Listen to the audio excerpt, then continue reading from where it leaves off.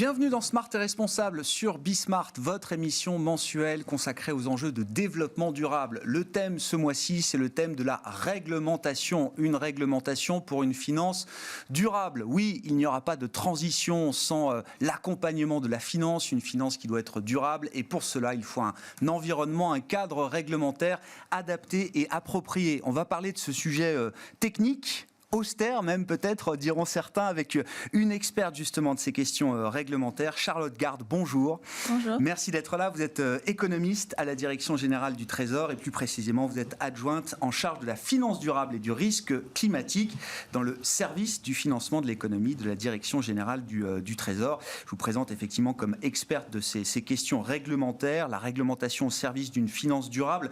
On va en parler avec vous en détail pendant une demi-heure. Commençons tout d'abord avec vos ambitions. Qu'est-ce qu'une réglementation idéale quand il s'agit de parler de finances durables? Vous allez tout de suite répondre à cette question. Effectivement, c'est l'entame traditionnelle de l'émission, Smart et Responsable, toutes les ambitions sont permises. Et justement, en termes de réglementation, quand on parle de réglementation ou d'accompagnement réglementaire pour une finance durable, le mot réglementation fait peur parfois aux agents auxquels elle s'impose et auxquels elle va s'imposer. Souvent, la réglementation, quelle qu'elle soit, est perçue comme une contrainte, Charlotte. En tant qu'économiste au Trésor, justement, qu'est-ce qu'une réglementation qui serait une réglementation idéale pour vous quand on parle de finances durables? Merci Grégoire. Alors, je ne sais pas s'il y a une réglementation idéale. En tout cas, je comprends l'idée de contrainte qui peut émaner de ce foisonnement réglementaire, en particulier dans le cadre du développement d'une finance durable. Après, je pense qu'il faut vraiment voir la réglementation comme un accompagnement aussi des acteurs de marché vers le cap que doit être cette transition énergétique et écologique. Cette réglementation, elle a donc une vocation d'accompagnement, une vocation aussi d'incitation, évidemment, pour effectuer dans les faits, pour aligner les flux de capitaux sur une trajectoire bas carbone. Il faut une transition qui soit à la fois réaliste et efficace. Efficace parce qu'on a une urgence climatique, écologique, sociale, et donc il faut pouvoir mettre en place aujourd'hui ces règles et effectivement aligner ces flux de capitaux, parce que c'est une question finalement de résilience aussi face à l'avenir, une résilience face à la compétitivité, face à la concurrence internationale aussi en matière de transition, et puis une résilience face aux risques aussi issus du changement climatique, face à la montée des eaux, au réchauffement et aux conséquences qu'aura et qu'a déjà aujourd'hui le changement climatique sur la vie des entreprises. Et puis une transition réaliste, parce qu'il faut tenir compte évidemment du point de départ du système financier aujourd'hui, du point de départ aussi de la réglementation finalement, la réglementation financière, et donc pouvoir accompagner la place de Paris en particulier, avec le développement de méthodologies par exemple, et c'est ce que vise aussi cette réglementation. Donc ça débute par une réglementation à titre informationnel. On a besoin de transparence, on a besoin d'information, parce qu'on ne peut pas mesurer sans information, on ne peut pas du coup gérer ces risques sans information, on ne peut pas accompagner la transition de ses clients sans information, ça participe aussi à la découverte du prix finalement, mais on peut aller plus loin, et c'est ce que vise aujourd'hui la réglementation européenne et nationale, avec la gestion des risques, avec le devoir fiduciaire des investisseurs, avec ces questions aussi de gouvernance, etc., etc. En tout cas, une réglementation idéale, je dirais que c'est finalement ce qui rejoint un peu toutes ces choses-là, et ce de manière la plus équilibrée évidemment possible au vu du système de l'État, du système actuel. Ah oui, de l'enjeu systémique effectivement de ces risques et de cette urgence climatique qui sont désormais sous nos yeux. On ne va pas reprendre les exemples du moment, mais je crois que tout le monde a conscience de ça aujourd'hui. Voilà, comment préserver cet équilibre? Où est-ce qu'on en est aujourd'hui? Où sont les enjeux de demain? C'est tout le sujet de notre discussion qu'on va poursuivre avec Charlotte Garde, je le rappelle, économiste à la Direction Générale du Trésor. Et la première partie de l'émission, donc le chemin parcouru, Charlotte, sans peut-être trop y passer de temps, parce que effectivement, l'aspect réglementaire lié à la finance durable n'est pas nouveau. Il y a déjà des années de réglementation derrière nous, mais je voulais qu'on revienne avec vous sur les grandes étapes peut-être réglementaires qu'il faut avoir en tête pour comprendre le sens et le cap qu'on se fixe en matière de réglementation.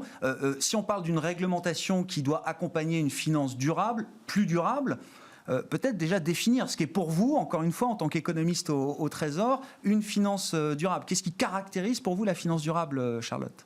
Je dirais qu'une finance durable, il y a deux pans finalement dans ces définitions. Le premier pan, c'est répondre à ce que nous demande l'accord de Paris, c'est l'article 2.1, si je dois parler en matière de réglementation, vous êtes là pour ça. Qui du coup demande de réaligner les flux de capitaux sur une trajectoire bas carbone. Réaligner les flux de capitaux sur une trajectoire bas carbone, c'est nécessaire parce qu'aujourd'hui, on a besoin les besoins en matière d'investissement sont colossaux.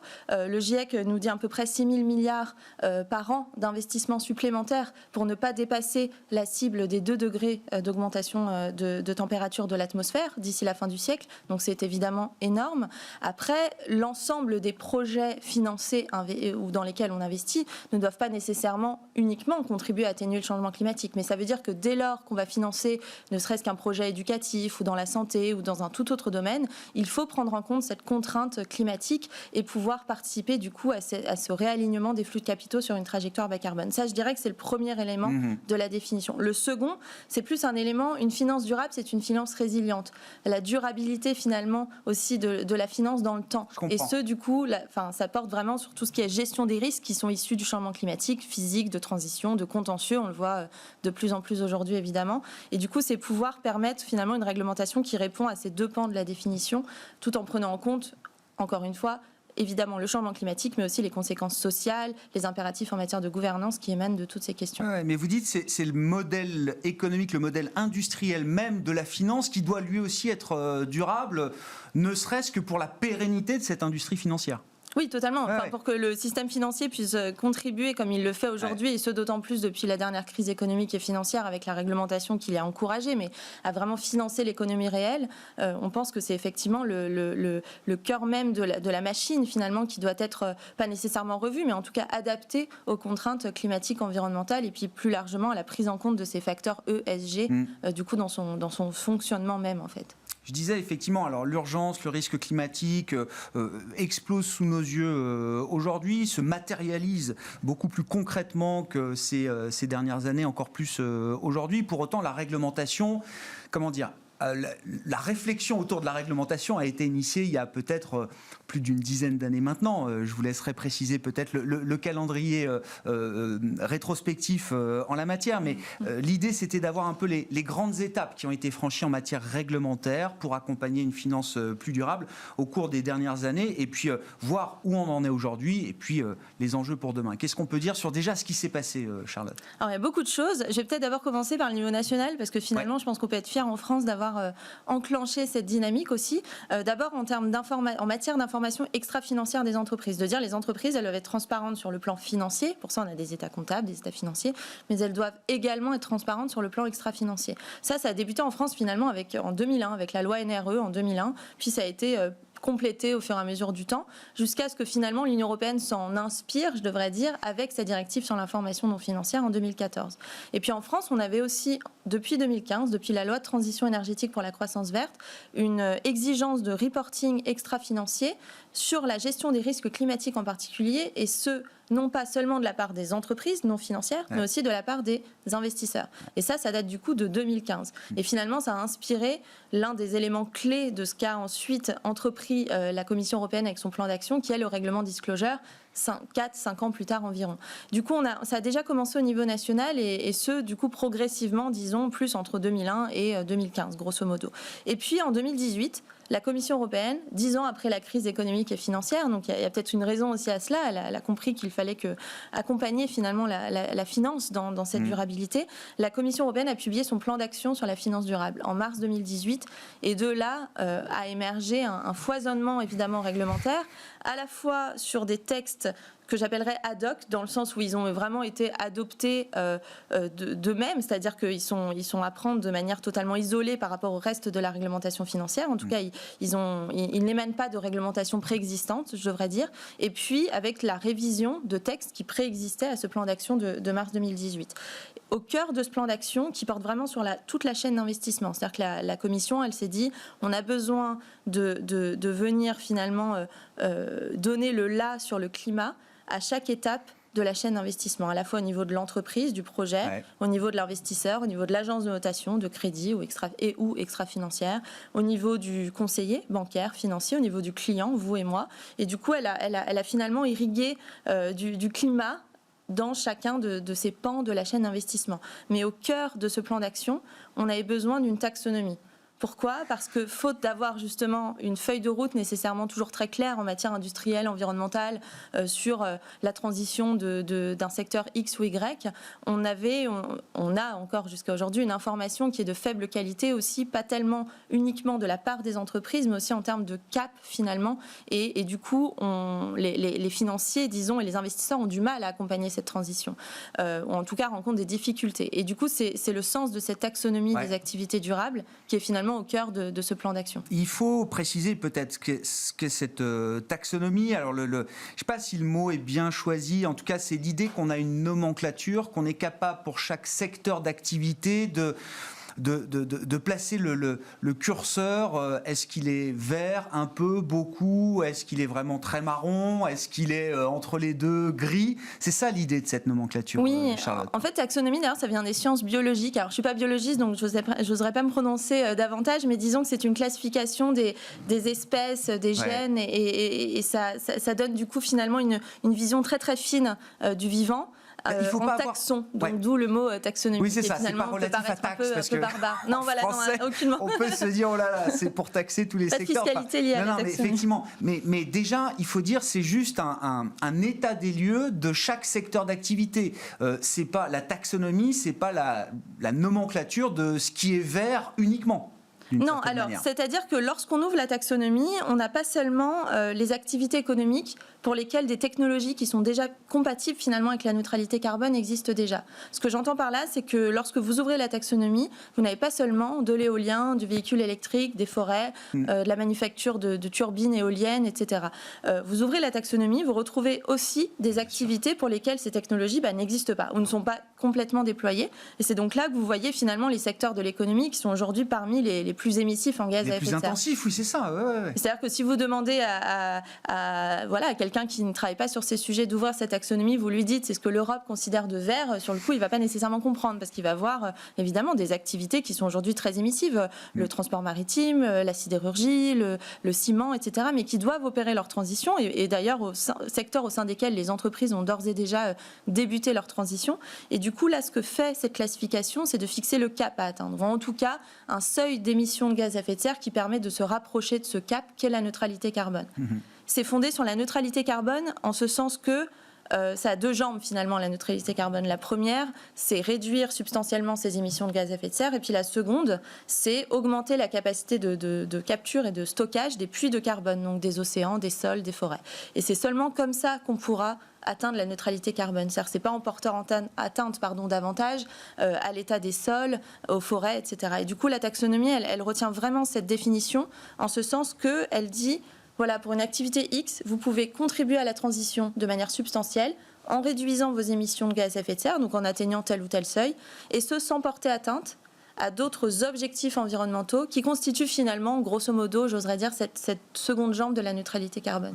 Et elle est vraiment au cœur de tout ce qui a été fait ensuite quasiment au sein du plan d'action de la Commission européenne sur la finance durable, parce que ce plan d'action, il a porté ensuite sur la disclosure, sur le reporting des acteurs de marché financiers en matière de risque ESG. Donc c'est un peu la reprise, on aime le dire, et on a raison d'ailleurs, de cet article 173.6 français. C'est aussi ce plan d'action, c'est tout ce qui concerne la transparence ESG pour les administrateurs d'indices financiers, d'indices boursiers, avec la création de labels aussi pour des produits ou des instruments financiers. Il y a un écolabel pour des produits financiers en cours de discussion, un règlement européen pour un standard d'obligation verte a été proposé récemment, mais en réalité ça fait déjà 2 ans qu'on en discute les modalités techniques. Et puis, des choses ont aussi été engagées en matière de devoirs fiduciaires ou encore d'accompagnement des clients lorsqu'ils expriment des préférences ESG. Qu'est-ce qu'on peut proposer comme produit à un client ? Comment est-ce qu'on adapte ce test d'adéquation, ce fameux suitability test, aux exigences ESG du client ? Et là, on retrouve, grosso modo, la taxonomie un peu partout. Je comprends. De cette taxonomie découle finalement un espèce de cahier de règles du jeu pour la finance et pour une finance durable. C'est ça. C'est-à-dire qu'on fixe la feuille de route, c'est-à-dire qu'on n'oblige pas à suivre nécessairement la taxonomie. En revanche, le règlement taxonomie, tout comme toutes les autres réglementations que je viens de citer rapidement, demande une transparence sur l'utilisation de la taxonomie. Et c'est en ce sens aussi qu'on commence finalement à accompagner la place vers l'atteinte de ces seuils de la taxonomie. Mais il est évident qu'aujourd'hui, très peu d'entreprises, en tout cas de grosses entreprises qui sont positionnées aujourd'hui dans des secteurs émissifs, respectent ces critères de la taxonomie. Mais l'objectif, c'est justement de pouvoir les accompagner vers l'atteinte de ces critères. Donc on a une éligibilité à la taxonomie qui est assez importante, voire très importante, et qui le sera davantage demain. En revanche, on est peu aligné aujourd'hui sur ces critères, parce que ces critères, c'est la neutralité carbone. Ouais. Et donc, c'est tout le rôle, justement, de ces réglementations aussi, c'est d'accompagner l'ensemble des entreprises via des instruments divers et variés, via aussi des incitations en matière de labellisation, etc., pour justement atteindre ces fameux critères. Oui. Le cadre de la taxonomie européenne, il est fixé, il est figé. Aujourd'hui, on est à mi-parcours de l'année 2021. Voilà, c'est une émission mensuelle. On tourne cette émission là au début du mois de juillet 2021. Au moment où on se parle, ça y est, les grandes lignes, le grand cadre, on va dire au niveau politique, on a un accord pour une taxonomie qui est claire désormais pour tout le monde.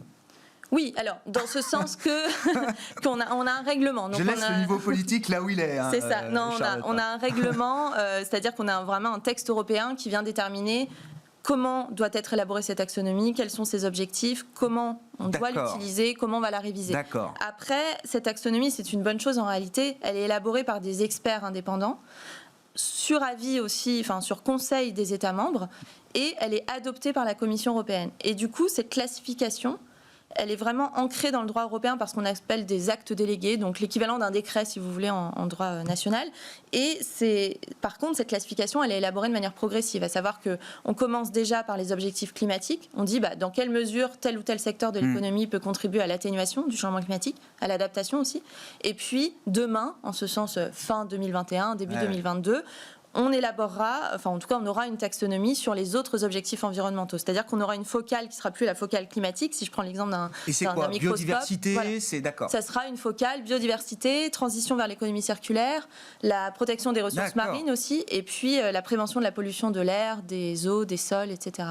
Et puis même sur le climat finalement, elle est élaborée de manière très progressive, parce que des activités économiques, il y en a toute une variété évidemment. Et donc du coup, on élabore cette taxonomie d'abord pour les activités qui sont, disons, les plus émissives, ou en tout cas dont le potentiel de décarbonation est le plus important. Et puis ensuite, on ira moins à la source des émissions de gaz à effet de serre et plus vers, finalement, l'utilisation, enfin un peu plus loin dans la chaîne de valeur, et on développera ces critères pour d'autres activités économiques. Bon. Donc, tout ça est très progressif. Oui, bien sûr, mais ça permet effectivement, tel que vous le décrivez, de bien comprendre quand même le sens du voyage, le cap qu'on se fixe en matière de réglementation et comment est-ce que les choses vont se mettre en place progressivement. Vous l'avez dit, justement, ça nous amène à la dernière partie de cette émission pour nous projeter sur la route à venir et les enjeux prospectifs en matière de réglementation et de finances durables. Et on poursuit cette discussion sur une partie plus prospective en matière de réglementation et de finances durables. Je le rappelle avec Charlotte Garde, à mes côtés, économiste à la Direction Générale du Trésor, adjointe en charge de la finance durable et du risque climatique dans le département, le service du financement de l'économie. Oui, effectivement, on a commencé à en parler avec la taxonomie et la manière dont vous nous décriviez la progressivité effectivement de cette nomenclature, comment les choses vont se mettre en place. Pour reprendre un peu cette idée-là, Charlotte, où est-ce que vous placez les enjeux immédiats, on le comprend au niveau européen, autour de la taxonomie, mais des enjeux de moyen-long terme aussi quand on travaille sur ces questions réglementaires autour de la finance durable? Alors, il y a plein de choses à dire, mais je pourrais peut-être débuter par le fait qu'aujourd'hui, on a posé les jalons, finalement. On a fait beaucoup de choses en matière réglementaire. Et je pense qu'il y a un triple enjeu. D'abord, un enjeu d'accompagnement, d'appropriation déjà par les acteurs de marché, par les entreprises de toutes ces réglementations. C'est la raison pour laquelle la plupart d'entre elles, en tout cas, entrent en application de manière assez prospective. Un enjeu d'accompagnement aussi, c'est la raison pour laquelle on fait plein de choses sur la place de Paris, notamment via l'Observatoire de la place sur la finance durable, via Finance for Tomorrow, via aussi l'ensemble des groupes de travail qui sont mis en place par les fédérations professionnelles, par exemple, pour vraiment accompagner sur la mise en œuvre de ces réglementations, développer des méthodologies. Il y a un deuxième enjeu, c'est un enjeu de supervision, de contrôle. On demande de publier énormément d'informations au niveau du produit financier, au niveau de l'instrument. Au niveau aussi de l'entité financière, on a publié d'ailleurs un décret assez récemment d'application de l'article 29 de la loi énergie-climat qui finalement en fait révise complètement cet article 173. Et maintenant, on a vraiment ce besoin de supervision aussi de l'information qui sera publiée. Donc c'est un enjeu important pour la CPR, pour l'AMF. Et puis, je dirais un enjeu aussi de compétences, de connaissances. Parce que finalement, on parle de choses qui sont très complexes. La finance durable, c'est à la frontière de la science climatique, finalement, de la réglementation financière et puis de l'industrie, de l'économie réelle. Et la science climatique, c'est pas simple, évidemment. Je demande à tout le monde d'ouvrir par exemple, le rapport du GIEC, ne serait-ce que son Summary for Policy Makers, c'est déjà, voilà. Donc, il y a un enjeu aussi, évidemment, de compétences pour s'approprier la réglementation, la mettre en œuvre, pour effectivement accompagner la transition de ses clients, et puis aussi côté superviseur, régulateur, évidemment, pour accompagner tout ça et élaborer ces réglementations. Et je pense que ces trois enjeux, finalement, ils se matérialisent dans cette stratégie qu'a publiée la Commission européenne sur la finance durable il y a quelques jours, le 6 juillet, donc assez récemment, étant donné que cette stratégie, elle construit sur ce qui a déjà été mis en œuvre. Elle dit qu'il faut déjà poursuivre la mise en œuvre de tout ce qu'on a déjà commencé, évidemment, parce que c'est beaucoup. Et puis, elle a une vision un peu plus prospective, c'est-à-dire plus par petits pas, par petits ajouts. Elle va venir, par exemple, renforcer tout cet aspect transition dans ce qu'on a mis en place en termes de réglementation. Parce qu'aujourd'hui, finalement, on définit un peu le cap, mais on ne définit pas nécessairement toujours le chemin. Et ça, c'est évidemment très important, parce que ce n'est pas seulement en disant qu'on va pouvoir financer un projet qui permet d'ores et déjà d'atteindre, par exemple, un critère de la taxonomie, qu'on va effectivement accompagner l'ensemble de l'industrie vers ces critères. Elle a un enjeu aussi, elle a vraiment un pan, je dirais, relatif à l'inclusion aussi. L'inclusion des petites et moyennes entreprises dans tout cela. Dans l'effort de transparence, par exemple. Dans l'effort de transparence. Alors, il y a une révision de cette directive sur l'information non financière qui a été enclenchée.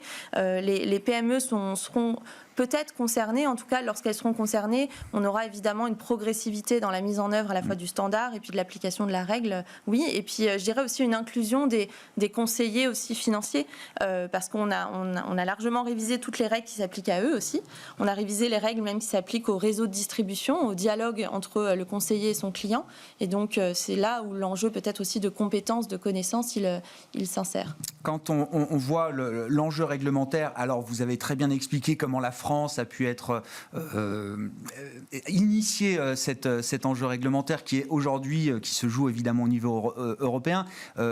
Vous me confirmez, je ne peux que vous faire confiance là-dessus. On ne perd pas le cap. On n'est pas en train de basculer dans quelque chose, un espèce de, je sais pas, une machine infernale réglementaire qui s'auto-alimenterait. On sait ce que c'est, les administrations, on sait comment fonctionnent un peu les institutions européennes. Non, on ne perd pas le sens et le cap et le sens qu'on met derrière cette réglementation aujourd'hui. Je ne pense pas, parce que finalement, on aurait pu penser cela en 2018. Je pense que lorsqu'on a ouvert tous ceux qui sont intéressés par ces problématiques, évidemment, le plan d'action, on s'est dit, oula, beaucoup de réglementations, ce qu'on appelle de niveau 1, donc des règlements, des directives, beaucoup de textes, etc.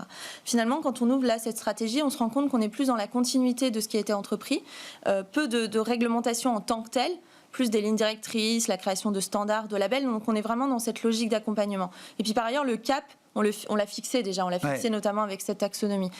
On pourrait penser effectivement qu'il y a une espèce d'empilement réglementaire, et je dirais pas que c'est faux dans le sens où on a dû réviser plein de réglementations, et puis on a dû en prendre de nouvelles, et puis comme en plus on est beaucoup dans une logique de politique que j'appellerais informationnelle, finalement on a besoin d'aller réviser l'ensemble des règles qui s'appliquent en matière de transparence de tous les acteurs, donc effectivement ça fait beaucoup.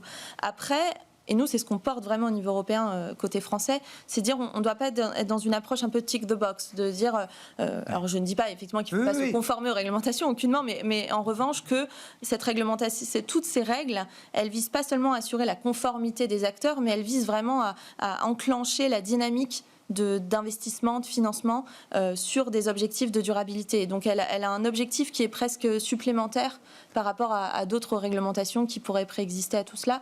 Et je pense que pour ça, il ne faut pas perdre le cap, évidemment, et s'assurer que tout ça a été bien ajusté, mis en œuvre surtout, et surtout va vraiment irriguer les pratiques presque journalières en fait, des entreprises et des acteurs de marché. Je pense que c'est ça le cap à avoir, en tout cas. Et en tant qu'économiste, Charlotte, vous êtes convaincue que cette réglementation, elle elle contribue positivement à la croissance potentielle, pour utiliser le langage économique de l'Union européenne, de la zone euro, des pays concernés. On n'est pas en train de se mettre des boulets aux pieds dans la compétition économique mondiale face à d'autres zones économiques, ne serait-ce que la Chine et les États-Unis, pour citer les grands partenaires ou adversaires économiques, ça dépend comment on les regarde. Mais non, vous êtes convaincu que c'est d'être en avance peut-être sur ces questions, c'est une bonne chose pour la croissance économique? Oui, totalement. Pour dire les choses simplement. Oui, en termes de croissance, parce que déjà, il y a des besoins d'investissement colossaux. Donc, évidemment, je ne rentrerai pas dans le détail sur ces sujets. On pourrait en parler des heures, mais ça contribue à la croissance. Enfin, ce sont des opportunités d'investissement. C'est des opportunités d'emploi aussi, dans des métiers aussi différents. Quand on ouvre la taxonomie, on voit tout ce qu'il y a à faire. Et finalement, ça peut paraître gigantesque, mais c'est au contraire. C'est aussi relancer cette machine, finalement, même après la crise du Covid, etc. Donc, c'est au contraire très bien. Et puis, c'est une question, comme je disais tout à l'heure, de résilience aussi.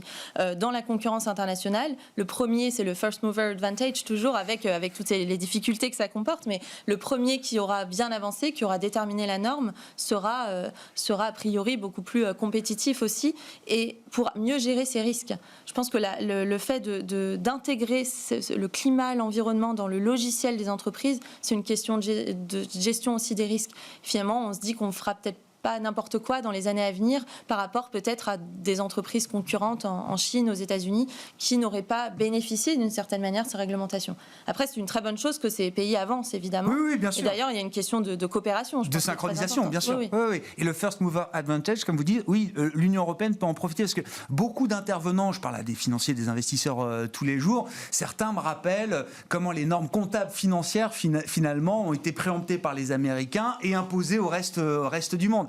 Et il y a chez certains investisseurs à impact qui sont vraiment dans ces questions-là, la crainte de se dire, ok, l'Europe a été première, mais quand on va voir les États-Unis se mettre réellement en action, et sans doute que l'administration actuelle a cette volonté-là, qu'est-ce qui nous dit que demain, ce n'est pas les normes américaines, les standards américains qui vont venir s'imposer sur le terrain de jeu, en tout cas en matière financière, en Europe ou ailleurs dans le monde? Alors je pense que... Plus généralement, je pense déjà c'est quand même une très bonne chose que les États-Unis avancent. Et effectivement, l'administration Biden a déjà fait beaucoup finalement en quelques mois. Et en ça, c'est une très bonne chose. Après, il est essentiel pour nous que l'Europe, elle joue vraiment ce rôle de premier plan aussi dans la définition des normes. Déjà parce qu'on l'a fait avant, je devrais dire, et surtout l'extra-financier en général, et pas que dans la transparence des entreprises, d'ailleurs même en général ce qu'on fait en matière de finances durables, il y a une logique aussi un peu culturelle, c'est-à-dire qu'on a une certaine vision de la transition qui à notre sens nous apparaît comme étant la meilleure, en tout cas juste, la bonne, et il s'agit désormais de jouer aussi ce rôle de premier plan dans la détermination de standards internationaux, parce qu'en Europe on construit notre standard, on va d'ailleurs vite sur la question, et c'est une très bonne chose. Les travaux a entrepris depuis 2019 déjà Patrick de Cambourg, par exemple, de l'autorité norme comptable, vont dans ce sens. Donc en cela, c'est une très bonne chose. Et puis par ailleurs, je pense que c'est une logique aussi de coopération internationale. On doit déterminer, comme toujours au niveau international, on n'est pas dans du droit dur, on est dans du droit mou, entre guillemets. Donc on doit déterminer des principes, des standards communs. Ça doit être le cas aussi sur cette taxonomie, parce que les États-Unis réfléchissent peut-être à une taxonomie, le Japon aussi, la Malaisie, le Canada, la Russie, ça se développe un peu partout. La Chine, évidemment, a déjà même des taxonomies. Désormais, l'objectif, dans le cadre d'enceintes internationales, je pense au Conseil de stabilité financière, au G20, à cette plateforme internationale qu'a créée la Commission européenne, ce qui d'ailleurs, en ce sens aussi, montre le fait que l'Europe... Le leadership, ce leadership, et que l'Europe va jouer ce rôle, finalement, aussi de catalyseur. Et ben, dans ces instances internationales, on réfléchit, par exemple, à des principes communs en matière de taxonomie. Dire, à partir du moment où chaque région, chaque zone économique va élaborer une classification, va élaborer sa feuille de route, très bien. En revanche, il est nécessaire qu'on partage tous les mêmes principes d'élaboration. De dire l'objectif, ça doit être la neutralité carbone. Ce principe d'innocuité environnementale, il doit irriguer ces taxonomies, et surtout, elle doit avoir une approche transsectorielle. Et bien, typiquement, là, l'Europe joue un rôle vraiment de premier plan en construisant, du coup, sur ce qu'elle a déjà entrepris, et elle le fera aussi, elle le fait d'ailleurs aujourd'hui sur la transparence extra-financière des entreprises. Oui. Merci beaucoup Charlotte Gard d'être venue nous éclairer sur ces questions réglementaires. On a essayé de ne pas être trop technique, mais justement voilà, de se mettre sur l'idée du sens. Il y a un bon équilibre qu'on a réussi à trouver avec vous pour évoquer quand même le sens de cette réglementation importante, systémique, pour une finance plus durable. Charlotte Gard, économiste à la Direction générale du Trésor, qui était l'invitée de Smart et Responsable ce mois-ci sur Bismart.